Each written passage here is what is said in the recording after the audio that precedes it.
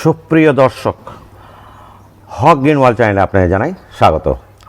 আজকের ফুল দেখেই বুঝতে পারছেন এটি হচ্ছে কলাবতী গাছ, যাকে ক্যানা লিলি বলা হয়। আসলে এরা লিলিরই একটি জাত, তবে যেহেতু এর পাতাগুলি খানিকটা কলা গাছের ন্যায় চৌড়া, দেখতেই পাচ্ছেন সুন্দর একদম চৌড়া পাতা, তো কলা গাছের মতোই এখানে রাইজোম থেকে নতুন নতুন চারা তৈরি হয়, তো তার সঙ্গে সামঞ্জস্য রয়েছে বলেই একে কলাবতী বলা হয়। অ্যাকচুয়ালি এটা ক্যানা লিলি।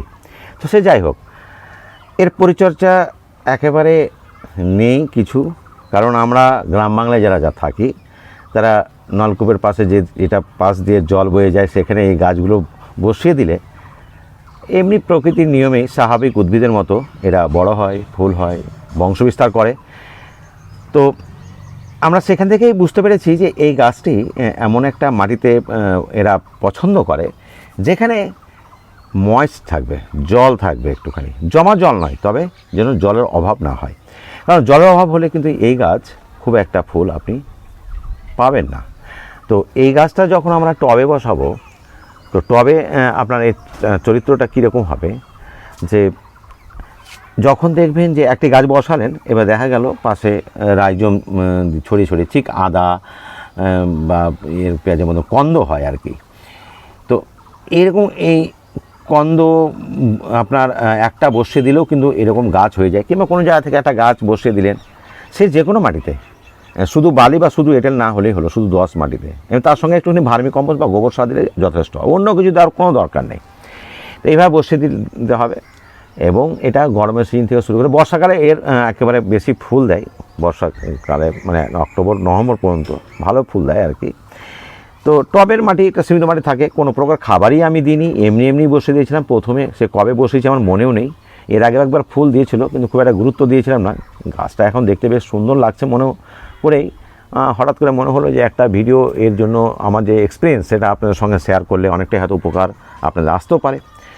তো একটা জিনিস মনে রাখবেন, এখানে যখন এভাবে কন্দ বেরিয়ে বেরিয়ে একাধিক গাছ হয়ে যাবে, কিন্তু একাধিক গাছ রাখবেন না, কারণ একাধিক গাছ থাকলে সেখান থেকে তারা পর্যাপ্ত খাবার পাবে না, গাছ দুর্বল হবে। তো মাঝে মাঝে করবেন কি, ছোটো গাছগুলো যেটাতে ফুল হয় একেবারে চারা হয়ে আছে বা সাইডে চলে গেছে, সেইগুলোকে তুলে ফেলে দেবেন, তাহলে বাকি গাছগুলো কিন্তু অনেকটাই হৃষ্টপুষ্ট হবে এবং ফুল দেবে। ফুলের যেটা দেখতে পাচ্ছেন, একটা এতে 5-6টা ফুল দেয়, এবং ফুলগুলোর কালার তো একাধিক কালার আছে, লাল আছে, গোলাপি আছে, এটা আমার হলুদ, সাদার উপরে একটা আবার বেগুনি কালারের ছোপ ছোপ থাকে, সেরকমও হয়। এই হচ্ছে তার চারিত্রিক বৈশিষ্ট্য। এবং জলের ব্যাপারটা একটু না বললেই নয়, জলটা সবসময় কিন্তু একটু ভেজা ভেজা মাটি যেন থাকে, একবারে শুকিয়ে কাঠ হয়ে গেছে তখন আপনি জল দিচ্ছেন সেটা নয়, এরা জল শুকাবার আগে জলটা দিয়ে দেবেন, তবে কাদা কাদা করবেন না, এটা কিন্তু মনে রাখবেন। খাবারটা বললাম, খাবার এমনি প্রকৃতিগতভাবে এমনিতে যারা মাটিতে থাকলে তো কোনো খাবারই দিতে হয় না, তবে টবের সীমিত মাটি একটা তার একটা ক্ষমতা থাকে। তো বছরে 2বার আমরা এটা দেব, যেমন বর্ষার আগে মানে মে মাস বা জুনের প্রথম দিকে একবার খাবার দেবো, সেই এই তো কম্পোস্ট বা কিংবা গোবর সারের বিকল্পই নেই। আর বর্ষার পরে মানে সেপ্টেম্বর মাসে, ব্যাস, আর কোনো দরকার নেই। তো এই দুটো কাজ বললাম, যে নতুন নতুন চারা হলে সেটাকে সরিয়ে ফেলবেন, বেশি চারা একসঙ্গে রাখবেন না, 1 নম্বর কথা। 2 নম্বর কথা হচ্ছে খাবার বছরে 2বার দেবেন, আর জলটা দিয়ে দেবেন।